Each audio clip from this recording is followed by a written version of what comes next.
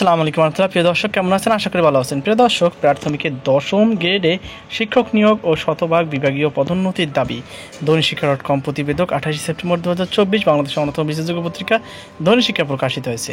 প্রাথমিক সহকারী শিক্ষকদের 10ম গ্রেড নিয়োগ ও শতভাগ বিভাগীয় পদোন্নতির দাবি জানিয়েছে বৈষম্য নিরসনে প্রাথমিক শিক্ষক সমন্বয় পরিষদ। আজ শুক্রবার রাজধানীর জাতীয় প্রেস ক্লাবে আয়োজিত এক সংবাদ সম্মেলনে বক্তারা এসব দাবি জানান। দৈনিক আমাদের বার্তায় দেখতে পাচ্ছেন একটি এখানে শিরোনামে দেওয়া আছে প্রাথমিক শিক্ষকদের 10ম গ্রেডের দাবি। লিখিত বক্তব্য জাতীয় প্রাথমিক সহকারী শিক্ষক ফাউন্ডেশন সভাপতি। এখানে দেখতে পাচ্ছেন একটা প্রতিবেদন, এখানে 2 পাতার প্রতিবেদন আছে। চলুন আমরা এর নিচেও আছে কিছু, এই নিচেরটা পড়ে নিই।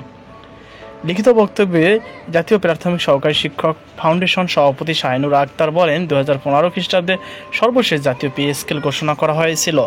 সেখানে প্রাথমিক শিক্ষকরা বৈষম্য শিকার হয়েছে। এই 10 বছরে দ্রব্যমূল্য যে হারে বৃদ্ধি পেয়েছে তাতে প্রাথমিক শিক্ষকরা বাজার মূল্য বহন করতে দিশেহারা। বিগত স্বৈরাচার সরকারের মেয়াদে বেতন বৃদ্ধির আশ্বাস পেলেও তা আদৌ বাস্তবায়ন হয়নি। তিনি বলেন, 2015 খ্রিস্টাব্দের পে স্কেল 20টি গ্রেড বেতন নির্ধারিত হয়েছিল, যার 20 থেকে 11তম গ্রেড পর্যন্ত গ্রেডের ব্যবধানে নির্ধারিত হয়েছিল সর্বোচ্চ 800 টাকা। অথচ 10ম থেকে প্রথম গ্রেডের ব্যবধান রাখা হয়েছে সর্বোচ্চ 12,000 টাকা পর্যন্ত, যার ফলে 13তম গ্রেডধারী সহকারী শিক্ষক এবং 11তম গ্রেডধারী প্রধান শিক্ষকের জীবনমানের কোনো উন্নয়ন ঘটেনি। 2009 খ্রিস্টাব্দে থেকে বন্ধ থাকা প্রধান শিক্ষক পদে পদোন্নতি আজও আলোর মুখ দেখেনি। প্রাথমিক শিক্ষকদের সহকারী শিক্ষক হিসাবে যোগদান করে একই পদে অবসরে যেতে হচ্ছে। তাছাড়া প্রধান শিক্ষকদের বিভাগীয় পদোন্নতি ব্লক করে রাখা হয়েছে। বক্তব্য আরও বলা হয়, প্রাথমিক ও গণশিক্ষা মন্ত্রণালয় বৈষম্য নিরসনে সহকারী শিক্ষকদের জন্য 12তম গ্রেডের সহকারী প্রধান শিক্ষক, 11তম এবং প্রধান শিক্ষকদের 10ম গ্রেডে প্রদানের প্রস্তাব করেছেন।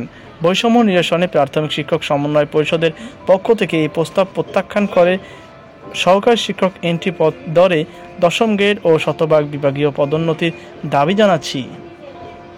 সংবাদ সম্মেলনে থেকে যেসব কর্মসূচি ঘোষণা করা হয় সেগুলো হলো, আগামী 3 অক্টোবর জেলা প্রশাসকের কার্যালয় চত্বরে একযোগে মানববন্ধন ও জেলা প্রশাসকের মাধ্যমে প্রধান উপদেষ্টার বরাবর স্মারকলিপি প্রদান। 2 8 অক্টোবর বিভাগীয় শহর গুরুত্বপূর্ণ স্থানে মানববন্ধন এবং বিভাগীয় কমিশনের মাধ্যমে প্রধান উপদেষ্টার বরাবর স্মারকলিপি প্রদান। 3 17 অক্টোবরের মধ্যে দাবি আদায়ের প্রয়োজনীয় ব্যবস্থা গ্রহণ করা না হলে 19 অক্টোবর জাতীয় প্রেস ক্লাবে মানববন্ধন ও প্রধান উপদেষ্টা বরাবর স্মারকলিপি প্রদান সহ পরবর্তী কর্মসূচি ঘোষণা করা হবে।